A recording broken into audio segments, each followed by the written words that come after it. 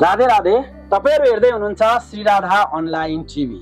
Shri Radha online TV को साथमा आइसकेको छु म बनझाँक्री गुरु। विशेष च्यानल रहेको छ र विशेष भिडियोहरु लिएर आउने गर्छौं हामी। आज पनि मैले विशेष त तपाईहरुलाई धनतेरसमा हामीले के सामानहरु किन्ने, धनतेरसको महत्व के छ र धनतेरसमा हामीले के सामानहरु चाहिँ किनेर राख्नु पर्छ भन्ने विशेष भिडियो लिएर आएको छु। अहिलेसम्म श्रीराधा अनलाइन टेलिभिजनलाई सब्स्क्राइब गर्नुभएको छैन भने सब्स्क्राइब गर्न भने नभुल्नु होला। विशेष गरेर धनतेरसमा चाहिँ धेरै गुरुहरुको भिडियोहरु हामीले युट्युबमा टिकटकमा देखिरहेका छौं। यो किन्नुस्, त्यो किन्नुस्, यो गर्नुस्, त्यो गर्नुस् भनेर। यो सबै भ्रम हो। तपाईहरुको आफ्नो स्व इच्छाले आफ्नो तरिकाले सामानहरु किनेर पनि तपाईले धनतेरसको पूजा गर्न सक्नुहुन्छ अथवा धनतेरसकोलाई चाहिँ मान्न सक्नुहुनेछ। विशेष गरेर युट्युबहरुमा कसैले सुन किन्नुस्, कसैले चाँदी किन्नुस्, कसैले के किन्नुस् भनिरहनु भएको हुन्छ।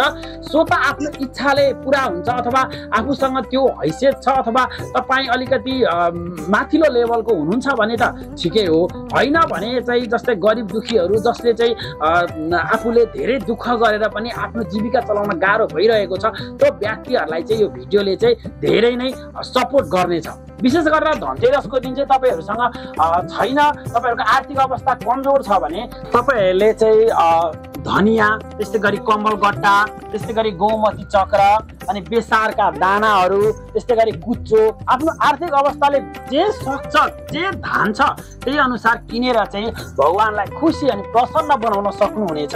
र त्यो पूजा गरेको चीजहरुलाई चाहिँ आफूले रातो कपडामा पोको पारेर तपाईको तिजोरीमा अथवा तपाईको गल्लामा राख्नु भयो भने चाहिँ त्यसले धन सम्पत्तिमा वृद्धि हुन्छ। त्यही भएर तपाईहरुले अरूको भिडियोमा लागेर यो किन्नुपर्ने, त्यो किन्नुपर्ने, मसँग पैसा भएन भनेर ऋण पान गरेर खोजेर ल्याएर चाहिँ पूजा गरिरहनु पर्दैन। सबैभन्दा ठुलो कुरो मान्छेको मन हो। यदि तपाईको सच्चो मनले चाहिँ पूजा गर्नुभयो भने भगवान प्रसन्न हुनुहुनेछ। आजको लागि यति नै। केही कुराहरु सोध्नु पर्यो, भन्नु पर्यो अथवा तपाईहरुलाई कुनै पनि प्रकारका समस्याहरु छन् भने 9817014655 मा इमो, व्हाट्सएप तथा भाइबरमा मेसेज गर्न सक्नुहुनेछ। राधे राधे।